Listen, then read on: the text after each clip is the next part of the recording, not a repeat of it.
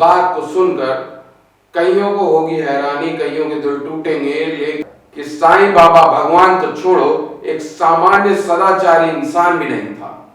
साईं बाबा इस्लाम की मान्यताओं में विश्वास रखता था, रोजाना कुरान पढ़ता था। फतिहा पढ़ने के बाद एक ब्राह्मण को जबरदस्ती मांस खाने को कहा। साईं बाबा मांस भक्षण का बड़ा शौकीन था। नमस्कार, आप सभी का एक बार फिर से स्वागत है आपके अपने चैनल तंत्र मंत्र ब्लॉग्स पर। आज जिस बारे में बात करने में जा रहा हूं, उस बात को सुनकर कईयों को होगी हैरानी, कईयों के दिल टूटेंगे, लेकिन आपके सामने पाखंड का खंडन करना बहुत ही आवश्यक है। क्या आप साईं बाबा को भगवान मानते हैं? आज इसी पाखंड का मैं खंडन करने वाला हूं।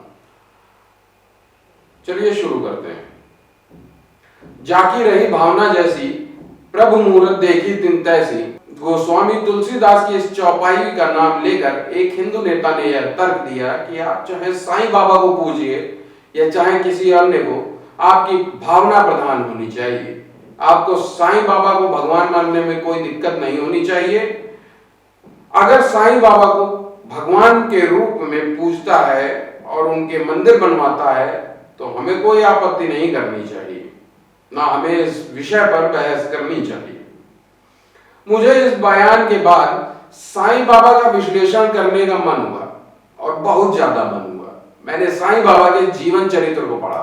इसे पढ़कर कोई भी हिंदू यह विश्लेषण सरलता से कर सकता है कि साईं बाबा भगवान तो छोड़ो, एक सामान्य सदाचारी इंसान भी नहीं था, और मैं इसका प्रमाण प्रस्तुत करूंगा आपके सामने। साईं बाबा इस्लाम की मान्यताओं में विश्वास रखता था। क्या हिंदू समाज साईं को अपना भगवान मान सकता है? जो साईं सच्चरित्र के अध्याय 23 के अनुसार रोजाना कुरान पढ़ता था। अध्याय 11 और 14 के अनुसार साईं बिना फतिहा पढ़े भोजन नहीं करता था। अध्याय 28 के अनुसार साईं बाबा ने फतिहा पढ़ने के बाद एक ब्राह्मण को जबरदस्ती मांस खाने को कहा। अध्याय 14 में उल्लेख मिलता है कि साईं ने बकरा हलाल करने की बात कही है। क्या ऐसे कट्टर मुस्लिम को आप अपने मंदिरों में बिठाकर अपने मंदिरों को भ्रष्ट करेंगे? साईं बाबा मांस भक्षण का बड़ा शौकीन था। साईं मांसाहार का प्रयोग ही नहीं करता था, अभी तो स्वयं से जीव हत्या भी करता था। साईं सच्चरित्र के अध्याय 7 में एक उल्लेख आता है कि वे फकीरों के साथ आमिष तथा मछली का सेवन भी करता था। मैं मस्जिद में एक बकरा हलाल करने वाला हूं। बाबा ने क्षमा से कहा, हाजी से पूछो उसे क्या रुचिकर होगा, बकरे का मांस, नाद या अंडकोश। ये उल्लेख मिलता है अध्याय 11 में। एक और उल्लेख मिलता है, मस्जिद में एक बकरा बलि देने के लिए लाया गया। यह अत्यंत दुर्बल और मरने वाला था। बाबा ने उनसे चाकू लाकर बकरा काटने को कहा। ये उदाहरण है अध्याय 23 के पृष्ठ 161 पर। तब बाबा ने काका साहब से कहा कि मैं स्वयं ही बलि चढ़ाने का काम करूंगा। ये उदाहरण है अध्याय 23 के पृष्ठ 162 पर। फकीरों के साथ वो आमिष यानी कि मांस और मछली का सेवन करता था। ये उल्लेख है अध्याय 5 पर।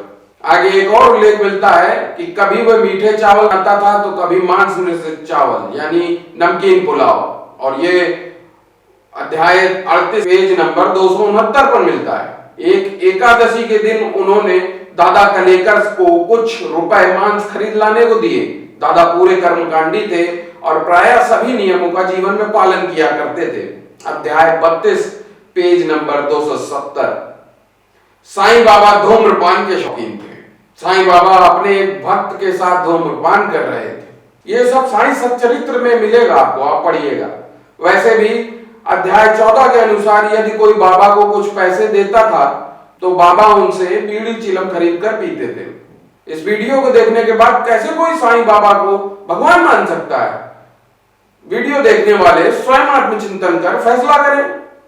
ईश्वरीय वाणी वेदों के अनुसार ईश्वर सच्चिदानंद स्वरूप, निराकार, सर्वशक्तिमान, न्यायकारी, दयालु, अजन्मा, अनंत, निर्विकार, अनादि, अनुपम, सर्वाधार, सर्वेश्वर, सर्वव्यापक, सर्वंतर्यामी, अजर, अमर, अभय, नित्य, पवित्र और सृष्टि करता है। उसी की उपासना करने योग्य है। आइए वेद विदित निराकार ईश्वर की पूजा करें, पाखंड से बचें।